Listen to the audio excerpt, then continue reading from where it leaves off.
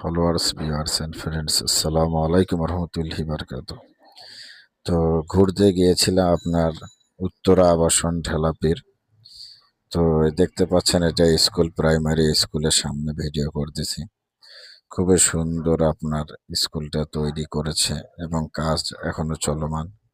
তো এটা হলো আপনার ঈদগাহ মাঠের সাথে, তার পাশে একটা আপনার সৌরবিদ্যুতের একটা খাম্বা আছে যেখান থেকে সৌরবিদ্যুৎ নেওয়া হয়। তো এই মাঠটা বিশাল মাঠ, ঈদগাহ মাঠটা, তার সাথে এই স্কুলটা খুবই সুন্দরভাবে সাজানো। তো আপনারা যারা যেতে চান যেতে পারেন।